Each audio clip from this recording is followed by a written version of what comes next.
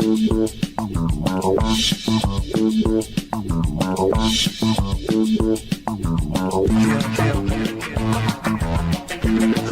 welcome to Inside the Moms Club, where being a mom is the coolest place to be. Here in the Moms Club, we believe that what embarrasses you now will make a great story later. And let's face it, you don't laugh sometimes, you're gonna cry. Join us in having a good laugh together. I'm Monica Samuels. You are now inside the Moms Club, your private destination for all things mom. Welcome, moms. I'm Monica Samuels, your host, and I'm here with my co-host today, Julie Orchid. Hey, Julie. Hey, how are you? I am terrific. I have not seen Julie for a couple of months, but we were in Italy together. Oh, it was glorious. It was amazing. And what was great, well, Julie, I have to commend her. She hiked the mountains around the Amalfi Coast. And I sat on the beach on the Amalfi Coast. But I was very supportive. Yes. Because every time that they delivered another limoncello spritz to me, I would toast and say, honor Julie somewhere up here in the mountains. Yeah, I don't know if that's the same. I'm just going to say. You don't think that was the same? No. But no, well, I'm giving you a hard time. I was with you there. It was difficult. In spirit. Yeah. No, you did a great job. I mean, you were amazing. I'm alive. I'm here. You are. Yeah. And I also saw a picture of you on the side of a rock or something. Listen, sometimes on vacation, you get talked into things that you really want to say no to, but you should say yes. But when you're halfway up the rock climbing and you're clipping in and you feel like you might die, that's when you really should listen to your gut. But, that's the way it goes sometimes. Colorado was beautiful and I never will do it again. Well, you told me this. You told me earlier today that while you were doing that, you thought to yourself, never in a million years would Monica do this. And you're right. I would never do that. That is not my kind of vacation. Yeah. But you took your vacation with your two lovely daughters. I did. I have two daughters. So you've been with them 16 and 20. They, sometimes it's a lot. And when you travel with women in your family, I can only speak for myself, for 3 weeks when you're driving and, sometimes it can get a little kind of, a little hot. And I don't mean by the weather. A family of girls. Because I grew up in a family of girls. Can be.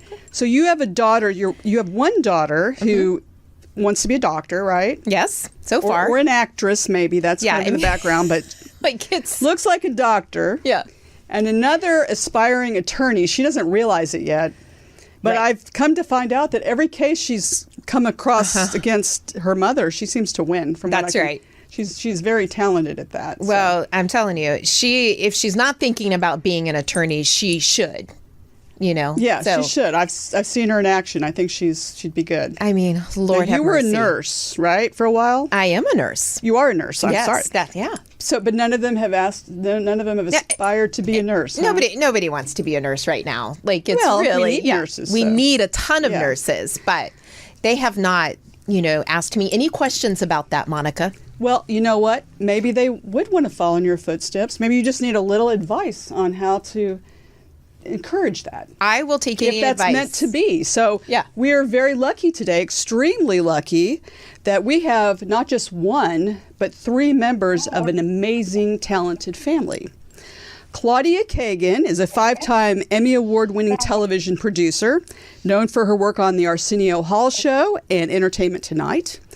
Her daughter, Emily Cagan, is a talent producer for various popular podcasts, including The 500 with Josh Adam Meyers and HypochondriActor with the very talented Sean Hayes. She's also worked in the music business with legends such as Sir Elton John, Bon Jovi, James Taylor, and Def Leppard. And her twin sister, Amanda Cagan, recently celebrated 21 years of her successful firm, ABC Public Relations. And through her career, she's worked with Alanis Morissette, Backstreet Boys, Green Day, Korn, Tom Petty, and the Heartbreakers, Janet Jackson, Prince, and many more. Welcome, ladies. Welcome to the Moms Club. Welcome, ladies. Happy to be here. It's great to be here. Yes. Now your family. You have when we say we have a very talented family. This talent goes back generations, because I listened to a podcast with Claudia, where I learned that her grandfather played with the John Philip Sousa band. I mean, this goes the genetic pool for talent in this family when it comes to entertainment is amazing. I mean, Monica's been humming all day. Well, that is true. That is true. Actually, Yeah. Since I heard that and read that all day, Julie's like, "What are you humming?" I said, "I think it's a John Philip Sousa march, but I'm not sure." So it's gotten in my head. So it was. Oh, and also your sister is the very talented singer Melissa Manchester. So I mean, this family is just absolutely amazing. So we're the Moms Club. So we want to explore all these relationships with you as far as moms and sisters and daughters. Because as I mentioned earlier, I'm from a family of 3 girls. So I have 2 sons. So I don't really know what that's like about being a mom of girls. But I was a sister with 2. I had 2 sisters. And we would argue about things like who's the prettiest. And we would expect our mother to issue a ruling on that. I don't think you can do that. It can be challenging to be in those relationships. So my first question is to Claudia. What was it like? You worked with your sister Melissa for a while. I did. What was that like? What's it like working with your sister? Well, first of all, I'm happy to be here. This is such a great idea. And I can't think of better people to be with than my little posse here. Yeah. Well, working with Melissa was kind of, it was a dream come true. I will tell you, people used to say, well, now that you're singing background, don't you want to be like up front like Melissa? And I said, no, just being on the stage with her singing, and my husband was conducting the orchestra, that was like a miracle. It was a miracle. Yeah. Oh, and my father was playing bassoon in the orchestra from time to time. And my mother designed Melissa's costumes often. It was really a family effort, it sounds like.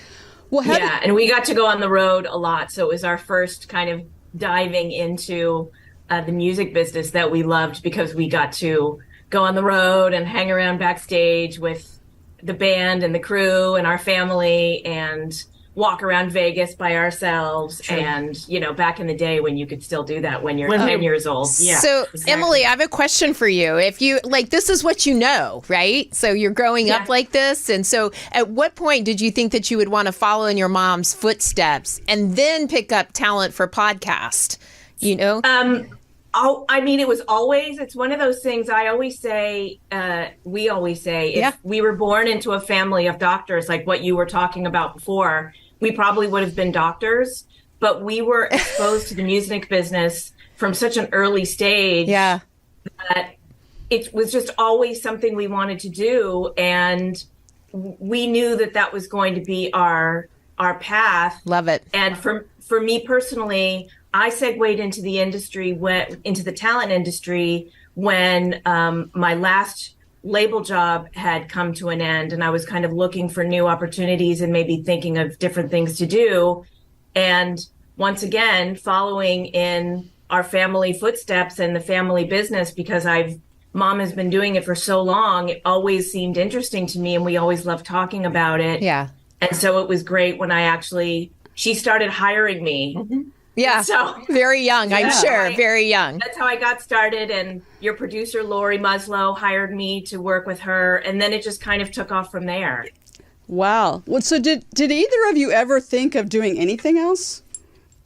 No. So you well, good, okay. Because I was wondering what that would be like to go to your mother and say, I really think I want to be that's a pharmacist that's not really a great moment in the education history of the Cagan girls. No. Because they were going to college at Northridge, Cal State Northridge, a fine school. We were going to college. As far as I was concerned, they were in college, right? Right. And then I had to fill out some forms for the next semester, and we were sitting in the living room of our house, and they were like, actually, no, you don't need to. I love how they're both shaking their head like they both knew this, and yes. Not only that, But they had already discussed this with my mother, with their grandmother. Of course. And they got her okay. Yeah. Because we had a plan. Yes. Yeah. I mean, Emily and I, we were going to Northridge. We were taking oceanography and calculus and not doing very well because back then they didn't have classes for the music business. So we were like they do now, like Emerson College does, where we've spoken many times. So Emily and I just got to the parking lot one morning, and pretty much at the same time, we both said, we're not doing this anymore. But we had a plan because we knew. Let me just backtrack a little bit and just say that we were hanging out with like the hair metal people back then, the bands on Sunset Boulevard. Yeah. And so we were getting a taste of the behind the scenes with them. So that's kind of what got us to be like, we're done. We want to be in music. Just move on now. Well, and you've obviously been successful with that plan. So that was a good plan, right? So that worked out very well. Yeah. But I will tell you, as a mom, in my mom role in that exact moment, I just took a deep breath. Yep. And I said, okay, but here's the thing. If you don't go to school, you either go to school or you get a job. Okay. You can't stay home and watch TV. You can't go to the Beverly Center and shop and keep working at Mrs. Fields because that's not the kind of job I'm talking about. Which I was at the time. Which I was doing, and Amanda was working at Express or something. I said, you have to get a job or go to school. Yeah. And they got a job right away. We did right away. And you're two beautiful, successful women now. So, but I have a question for Claudia. Thank you. And I just, Claudia, I would like to know, so this is Inside the Moms Club, and it's really important that you had a grandmother who was crazy successful, a mom who's crazy successful. These are working women, and they're showing you how to do it as, you know, a mom working, and you are watching. And I would love to hear, as sisters and as kids, how you felt about that. I mean, I think that is, you had your children fairly young, yes, Claudia? And so they got to watch you do this. How important was it to you guys, Claudia, Emily, to watch them? Oh, excuse me, I'm so sorry. Yeah. How important was it? Yeah, the girls to watch you, their grandmother be working and have a successful business. And then you as well. Well, when I grew up, my mom always worked. Right. And sometimes we didn't even know she worked until we were grown up.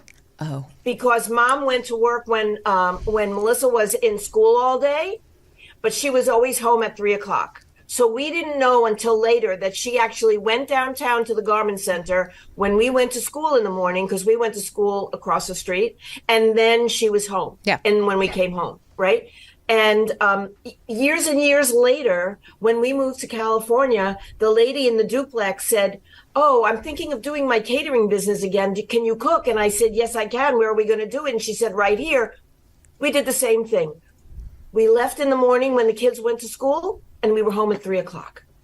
Wow. So there's always a way, but Yeah. but I will tell you that my life as a kid was a very different kind of normal. Our normal life was not like the other kids in our building in the Bronx, whose dads went to work in the morning and the moms cooked and did laundry and played cards and had a lovely life. Yeah. But that was our normal. And they knew that the Manchester kids were just a little bit quirky because they always had these party dresses and they went into the city a lot. But we went to the opera and we did those things, but we also Pop taught everybody to ride bikes because he was home. Yeah. Because he played in the Metropolitan Opera Orchestra and he went to work at night. And their dads came home at night, so they couldn't teach them how to ride bikes. So in your and mom was always there. In your professional career with your kids, did you do something similar? Like make sure you're always there for them, so they know that. Like, how do you balance all that? How do you have a really, I imagine, sometimes stressful and very challenging, and quite a job, and then raising twin girls. Yes. You just kept going night and day, right? Is that what I'm... You know what? Here's the thing. I believe that you just always be ready for everything that life is going to throw at you. When I said to the doctor, what? I'm going to have twins? What do you mean? And he said, this is what I know. You have to take them both home. So that's how it started. And I didn't know anything about anything to do with anything with children. I had a French nurse for the first couple of weeks. She spoke only French. And when she left, she hadn't taught me anything. Oh. But she made apple fritter for me for dinner. And she said, you will learn how to do it. Okay, so then I did. And basically what I tell everybody is that we grew up together, and we have a billion funny stories about escapades and learning and things that today's mothers would never understand. Yeah. Well, you're right about that. We've talked quite a bit about the generational changes and things. I don't get it. So many rules and regulations and books and advice. And you know how we got advice? We asked the girl over there in the park on the bench across the way. Well, how do you get your baby to sleep through the night? And what do I tell you? Here's how we do it. We didn't read books on it. Right. Or I asked my sister-in-law whose kids were 6 months and a year and a half older. And Susan would say, okay, here's how we're going to get rid of the middle of the night bottle. That's all. I took her, whatever she said, that was fine. You know what, Claudia, what you just described is a mom's club.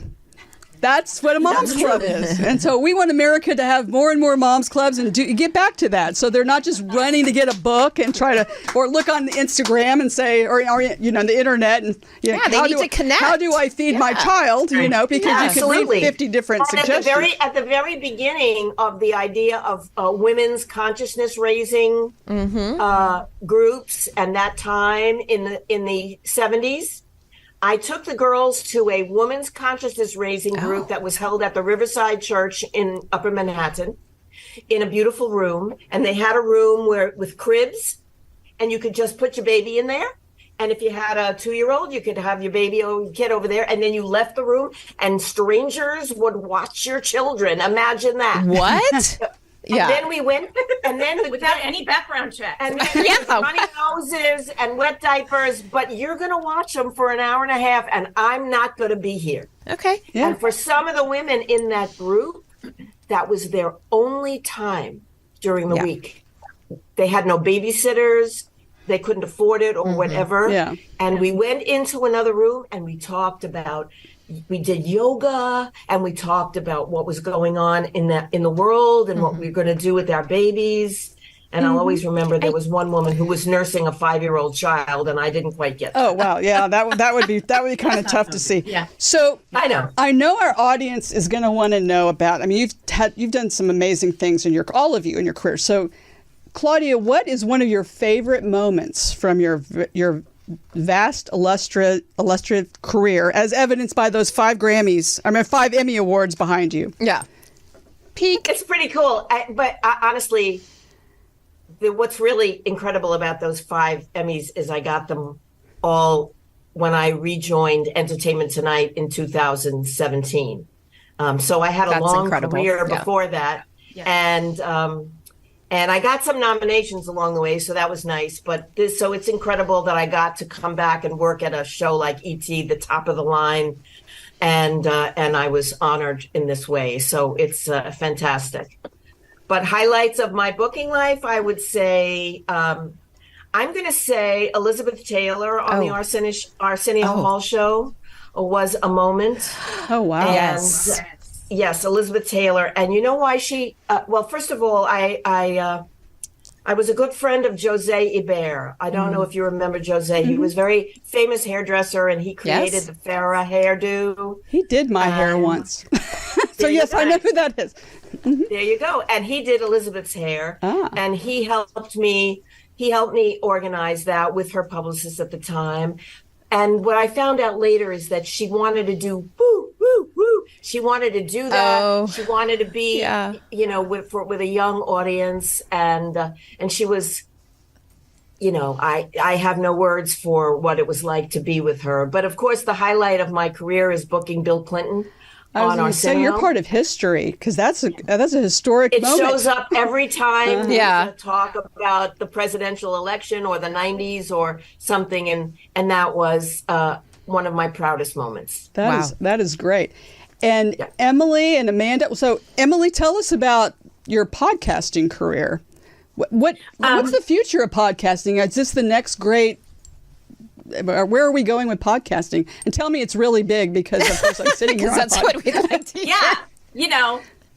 There's so many to choose from. No, I think that it's great that there's been this new medium where people can just talk about anything, and there's something for everyone out there. Even when I go on to, whatever it is, Spotify or Apple, just to kind of look for the episodes of the week that I've been booking. And there's so many podcasts. It's amazing how huge it's gotten. So, and I don't really see it slowing down anytime soon, because it's just become such a part of people's normal lives, whether they listen to that rather than, putting a CD in their car, or they listen to a podcast when they're on hikes or exercising or meditating, whatever it is. So the fact that I've been able to get my foot in the door into this world, And be very good at it, by the way. Thank you. Oh. That's my mom. And it's been very exciting. And the fact that I've been able to work with these great shows has been even more exciting. Yeah, no, that is a whole new thing that's very exciting. We're certainly excited. I don't know how good it is for the future of broadcasting, by the way. I'm not sure. No, it'll be fine. Well, we hope it's good. No, I think that broadcasting is being challenged by new ways of communicating. Yes, I do. So I think there's something for everything. Yeah. So Amanda, I have a niece who years ago went on the road. I think it was with Metallica, which was kind of funny because she was on that tour, and so was Marie Osmond's daughter. It was kind of an interesting group of people traveling together. Yeah. But I got to hear a lot about what goes on there. And so you represent a lot of musical acts in public relations. So what is that like? What's the challenge, or what's the biggest challenge of your job? Or is it just so much fun that it's not challenging at all? And well, I mean, things have definitely. There's always a challenge. There's always a challenge. I mean, the challenge isn't so much with the artists. Well, some of it is with the artists, because it gets to a point of like, how much do they want to do? If I'm delivering all of these things, it's a matter of how much they want to do, or if they'll do anything that I put on their plate because I vetted people and I think that it's good for them to do for their career. And the other challenge mostly is just the way the journalism scope has changed. There's a lot more podcasts to book clients on, and online websites is a very big thing. And So that's good. It's good. But print magazines and newspapers are going away. Like, we hear about outlets folding every week, and this newspaper declared bankruptcy, so they're going to stop publication after 50 years. And so the challenge is just kind of moving with the time and staying up to date on what's happening and what the hot new podcast is and what the hot new website is. And so it's just kind of going with the flow, but it's been changing for the 21 plus years that I've been doing it, for sure. But it's still fun for me, and I still can't imagine doing anything else. Yeah, I would imagine that's been interesting. And now with artificial intelligence and all the other things that are happening, it just thankfully continues that to get... hasn't really hit my world yet. So I'm just thinking good thoughts that that part of it is. That's a smart strategy. And you know what? Thinking good thoughts is useful to all of our lives. Yeah. And we have an amazing product that does just that. It's called New Calm. Yes. And it is the streaming service for your brain. And I introduced Julie to it because Julie was a little tired today. So today we did a power nap using New Calm, and that's why we're all feeling so great today and just ready to start the rest of the day. So we are so thrilled to have Newcom as a sponsor. And Tony, can you tell us a little bit more, share a little bit about Newcom with our audience?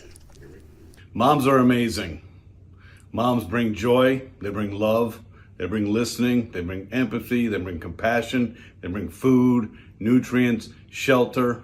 Moms do it all. In fact, moms are the key to the survival of the human race. And sometimes being a mom can be a thankless job. And we're here to say thank you. My name is Jim Poole. I'm the president and CEO of Newcom. And for more than 2 decades, we've been helping people solve stress, improve sleep without drugs. And we're here to help you. We love you. Thank you. We absolutely love Newcom, and we've got some exciting news about Newcom. They are obviously dedicated to helping moms thrive, and they have in the past, they've most recently given away one of their mastermind memberships, which is worth $33,499. It has everything you can possibly imagine, but what it helps you with is focus, energy, sleep. I mean, it's an amazing product. So we encourage you to get on our site at InsideTheMomsClub.com or on Instagram at Inside the Moms Club and sign up to try to win another one of the mastermind programs with Newcom. You'll absolutely, if you win, you'll be a very blessed and lucky woman because it's an amazing product. Well, ladies, we have some other ladies who would like to talk to you, our amazing Zoomer moms. Welcome, Zoomer moms. Welcome to the Moms Club. Hello. Hi, everybody. Welcome to the Moms Club. So our first Zoomer mom we would like to introduce Very a little excited. bit of a backstory. Julie and I have attended the MS Gala here in Los Angeles the last couple of years, and at the first one we attended, we offered the opportunity for a mom to come on a Zoomer mom on our show.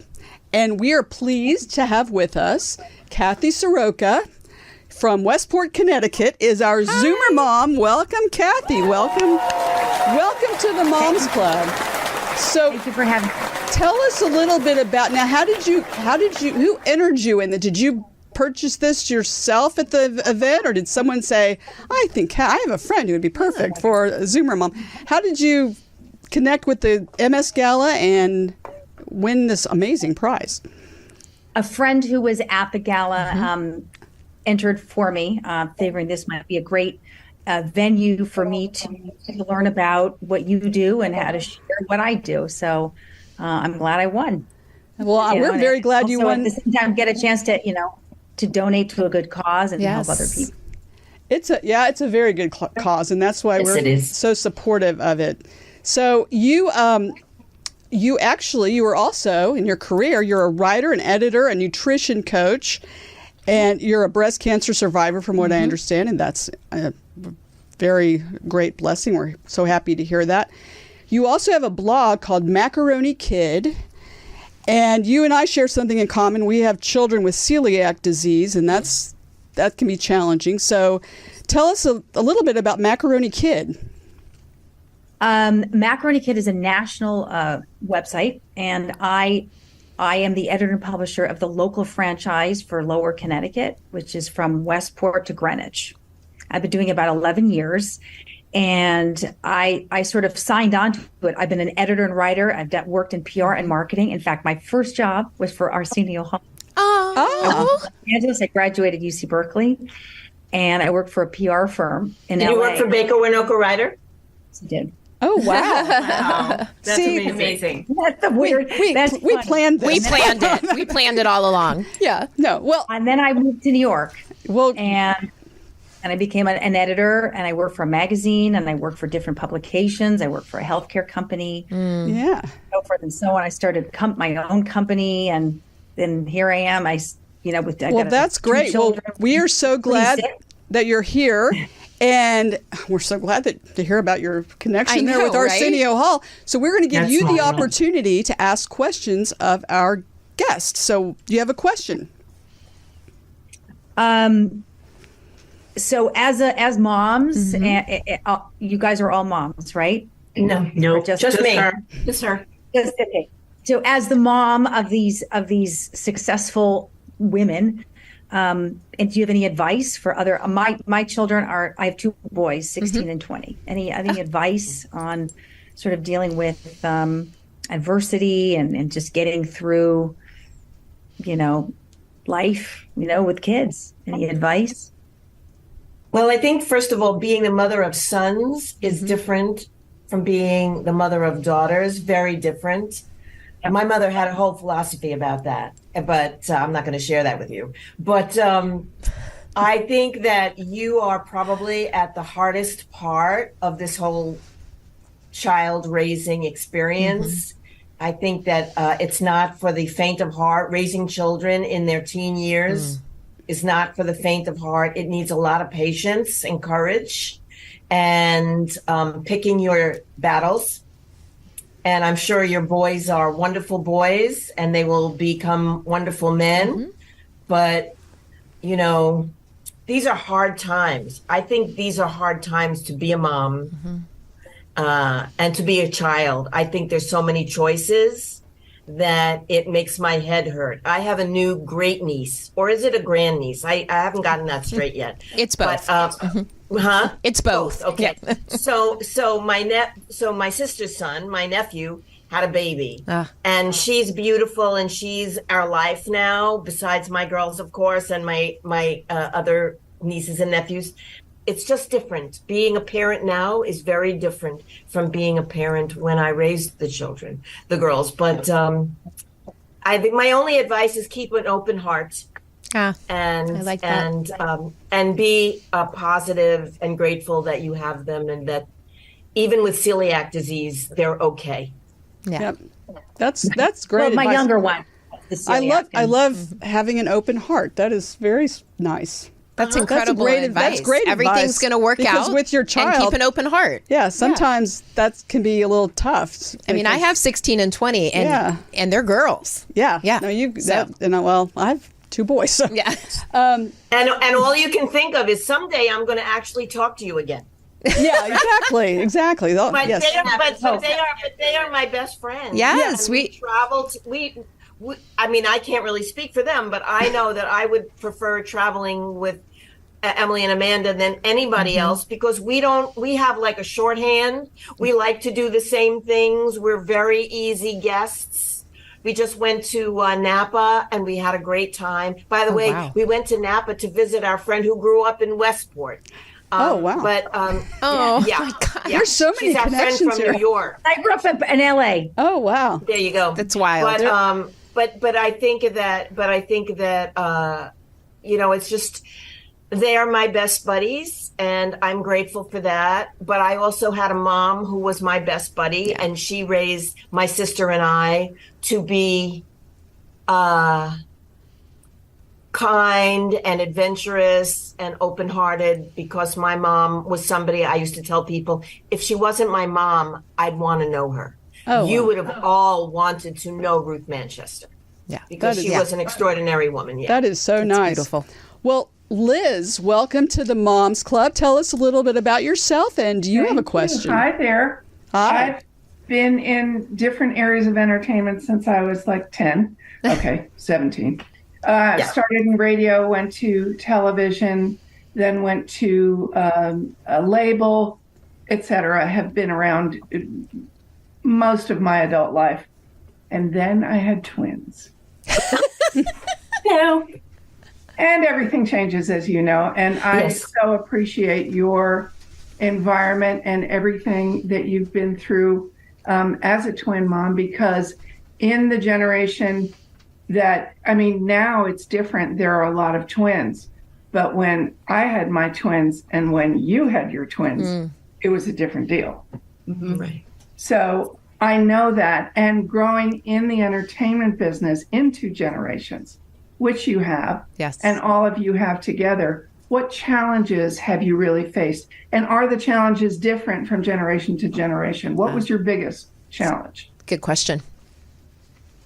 Well, I think for me, what was like, I'm from not from the current generation. So in my generation, I got married very young, and then I had the girls very young. And by the way, I was working when I got pregnant, and until I was in my 6th month when the doctor said you can't work anymore. And then, but when people said, "Oh, are you going to go back to work?" And I was like, "Oh, absolutely. I'm going to go right back to work. And it's not even a question. I couldn't stay home." Well, and then I had 2 babies. And fortunately, I was working with my mom at her company, and she understood. But I didn't go back to work until the girls were in the 6th grade after we moved to California. Going to work, my friends didn't do that. They didn't go to work. We lived a different life. We lived in a beautiful apartment on the Upper West Side in Manhattan, but it was $127 a month. So, oh my gosh. So we could do that. Oh, and then we moved to 2 bedrooms, and that was $168 a month. But now it's $9,000 a month in the same situation. But going to work was not a thing. But then when the girls were in the 6th grade and my sister asked me to come and be a background singer with her because I knew the words, it was like, oh, we're going to have this adventure. We're all going to have this adventure. And we worked it out. Yeah. And that's the rest of my life, ups and downs. Yeah. That is a cool way to do it with your kids, to bring them into it when you are working and make them feel part of what's happening to you and include them. So I think that's amazing. Well, speaking of sisters, I have a little confession to make. The next Zoomer is my sister. So I was hoping she'd be encouraged with the idea of sisters being personal assistants. Like mine. No, I'm just kidding. Lisa, welcome to the Moms Club. Tell them a little bit about yourself, and do you have a question? Yes, I said, I didn't know you wanted to be my personal assistant, Monica. That's very nice. Wasn't that nice of her? Yes. Excellent. It's so great to meet y'all. I am the middle sister. We have 3 girls, and I'm the middle one. So, but I do have 2 daughters, and I love the way you said you guys love to hang out and travel, because that is my favorite. My husband hates traveling, so the 3 of us go on trips. In fact, we went to Italy and met up with Monica. That was really fun, the 3 of us. But I'm going to ask the daughters, because I'm always trying to keep track of my girls, and Monica makes fun of me because I'm like, I got to make sure they're safe and just make sure everything's good. I mean, how do you tell your mom to back off, or do you need to? I'm just maybe over the top. I mean, actually, we've always had open communication. I mean, when, as I mentioned before, when Emily and I were hanging out with the bands it sounds a lot more extravagant, on Sunset Strip during the hair metal days. Mom and Dad were always so open to that lifestyle. I mean, and they, Emily and I would stay out. We would be at those parties until sunrise, and they never seemed to really worry. I never worried. They actually knew the guys we were hanging out with, and they knew that they were keeping us safe. And even when it got to when Emily and I started doing our work in the music business, and we were always at a show, or if I was at the office until 10 o'clock at night, she always knew where we were. And now it's almost like the roles are reversed, and I want to know more where she is. And like, if she has to drive over the hill and it's at nighttime, I tell her to make sure and text us when you get home. Or if I forget a password. Yeah, it sounds like you need to have your mom on Finding Friends or Life 360. I think that might be a good idea. It is interesting how that happens. Yeah, but Mom and Dad were always like, they wanted to know where we were, but we've always just been good about telling them where we were, and we weren't like so rebellious that it was like, don't. So you're better at telling your mother. Because I always trusted them. Yeah, that's key. But you all were better at telling her where you were than she has been about telling you all where she is, huh? So that's... No, but you know what? I've learned that, like, when I get home, I have to call them and say, I'm home now. Yeah. Well, it is important. Lisa and I have a mother and have been challenged with that ourselves. Helen, welcome to the Moms Club. Tell us a little about yourself, and do you have a question? Hi, thanks, Monica. I'm Helen Savage, and I live in Arlington, Virginia, and I'm the mother of an almost 12-year-old. And so my question's a little different. I have a nickname that some friends gave me a long time ago, which I don't even think Monica knows this. It's Star Quality, because I was always up on the latest gossip about everything.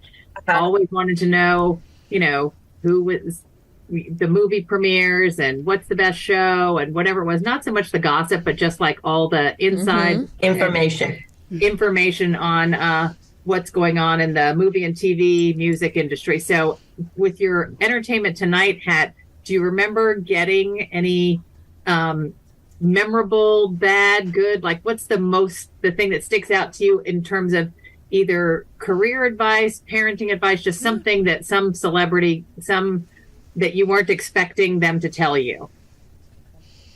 Wow, that's a hard question, because here's the thing. They're not my friends. Yeah.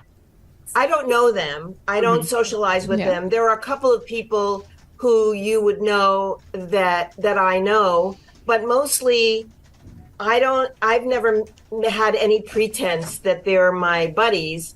They see me on a red carpet and they know me and they give me a hug and that makes me feel swell.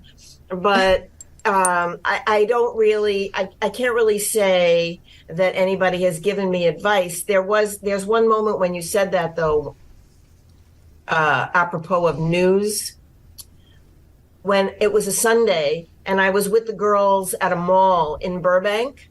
And do you remember pagers? Oh, remember yes. pagers? Yeah. Yes. And I was working at ET. This was in the late 90s, and my pager went off on Sunday, and that meant I had to call into that number. Mm-hmm. And the news came out that Princess Diana had died. Oh. And I never forget that. I know exactly where I was at that moment in that mall in Burbank. Mm-hmm. And so that's like the kind of moment, and Magic Johnson announcing that he had AIDS and things like that. Yeah. But no, I don't. No, I left the. So the celebrities aren't your. So you were more behind the scenes, not. I am always behind the scenes. Always behind the scenes. Yeah, in my profession, I've been always the behind the scenes person, but starstruck when I did have the opportunity to meet somebody. But so I just thought maybe you had an opportunity to interact or something that. Oh, I have interacted with fabulous celebrities and been at dinner parties and all of that, but I've not gotten any particular advice, and Claudia, what you just told us is so, pivotal, because I think we all remember where we were when, moments like that. Moments like that. So, it's interesting too, real quick. A lot of what you all do, like Helen worked at the White House and you work in television production, and a lot of what we see, like the politicians or the actors or there's a lot that goes behind. There's even more people and very talented people behind the scenes that make all that happen. So kudos to all of you, the Zoomer moms that have been here today, and certainly our guests. Well, I can't believe our time is already up. It happened so fast. But Claudia, where can we find you on social media? Is that my Instagram? Instagram. Oh, Instagram, okay. Yes. Instagram. I'm sorry. That's okay. Yeah. At Claudia Cagan. Yeah. At Claudia Cagan. At Claudia Cagan. And on Twitter, for anybody who's still paying attention to Twitter, it's MS Cagan, Ms. Cagan. Yeah, Ms. Cagan on Twitter. Okay, great. And then Amanda and Emily, so where can we find you? I post about all my client stuff on at ABC Public Relations on Instagram and on Facebook. Great. And I am at Emily Cagan on Instagram and Twitter. Great. Excellent. Well, great. Well, thank you, ladies, for being with us today. You've been amazing. This has been a terrific show. And we invite all of you moms out there to find us on our website at InsideTheMomsClub.com or at Instagram at Inside the Moms Club. Well, Julie, it always happens. This goes way, way, way too fast. But we'll be back next time with celebrities and extraordinary moms just like you. We know that your me time is precious and valuable. Thank you so much for spending it with us. We have a motto here at the Moms Club. If you don't laugh sometimes, you're going to cry, right, Julie? Nobody wants to cry. Laugh, ladies. Have a great time, a great week. See you next time inside the Moms Club. Bye. Thank you.